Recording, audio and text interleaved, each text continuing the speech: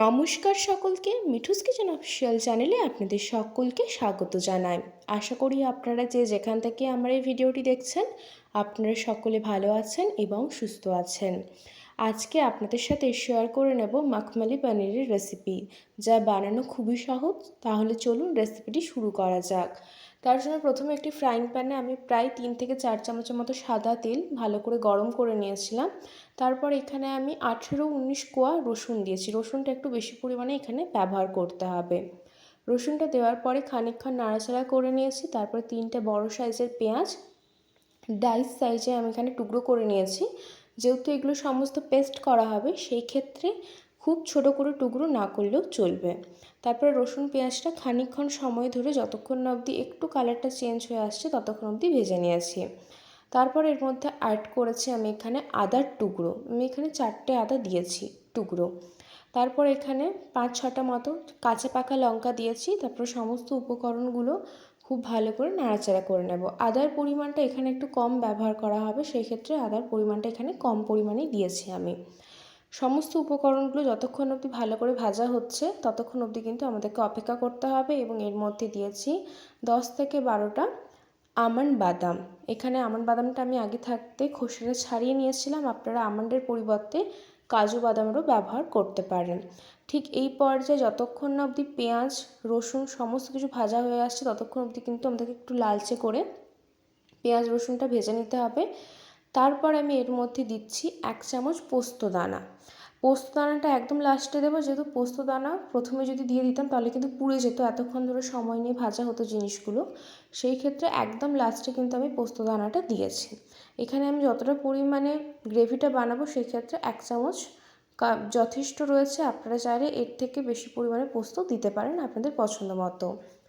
তারপরে সমস্ত উপকরণগুলো গরম থাকা অবস্থাতেই মিক্সিং জারের মধ্যে আমি এখানে নিয়ে নেব এবং গরম থাকা অবস্থাতেই কিন্তু খুব ভালো করে একটা স্মুথ পেস্ট বানিয়ে নেব।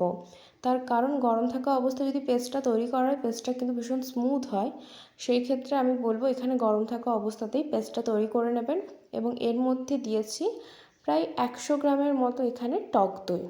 টক দইয়ের পরিমাণটা কম বেশি করে নিতে পারেন, যেহেতু পরবর্তীতে আর আমি টমেটোর ব্যবহার করব না, সেই ক্ষেত্রে টক দইটা একটু বেশি পরিমাণে দিয়েছি। তারপরে কড়াইয়ের মধ্যে বেশ খানিকটা পরিমাণ সাদা তেল গরম করে এর মধ্যে আমি 1 চামচ ঘি দিয়েছি। তারপরে দিয়েছি গোটা গরম মশলা, এলাচ লবঙ্গ দারচিনি। ফোড়নটা যখন একটু ভাজা হয়ে আসবে ঠিক সেই ক্ষেত্রে আমি এখানে দিয়েছি যে পেস্টটা আমরা তৈরি করলাম পেঁয়াজ আদা রসুন কাঁচা লঙ্কা পোস্ত আমন্ড বাদাম আর টক দই, সেই পেস্টটা দিয়ে দেবো। ভীষণ চটজলদি একটি রেসিপি, রুটি পরোটা লুচি এমনকি পোলাও সাথেও খুব ভালো লাগে খেতে।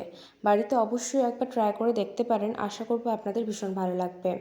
তারপরে আমি এখানে এই পর্যায়ে দুধ দিচ্ছি।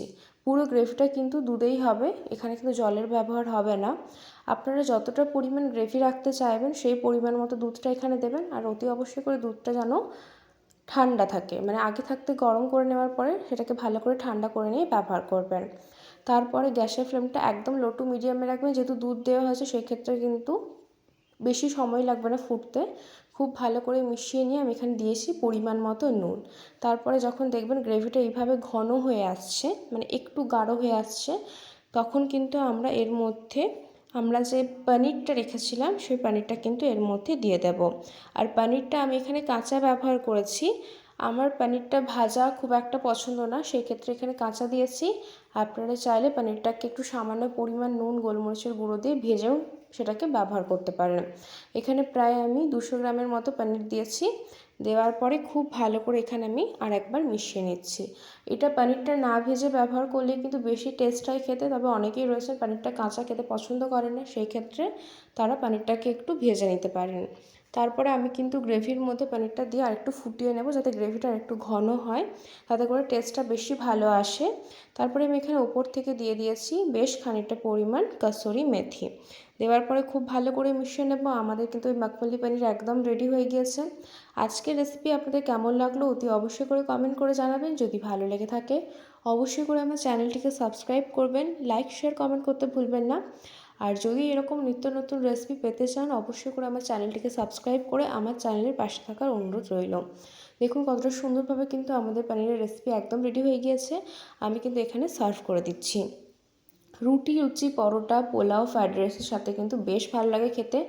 যে কোনো দিন হাতে কম সময় থাকলে এইভাবে পনিরের রেসিপি তৈরি করে নিতে পারেন। খুবই কম সময় লাগে, চটজলদি রেডিও হয়ে যায়। ছোট থেকে বড় সকলেই ভীষণ পছন্দ করবে। রেসিপিটি কেমন লাগলো কমেন্ট করে জানাতে পারেন। যদি বানিয়ে থাকেন এর আগে বাড়িতে, সেটাও কমেন্ট করে জানাতে পারেন।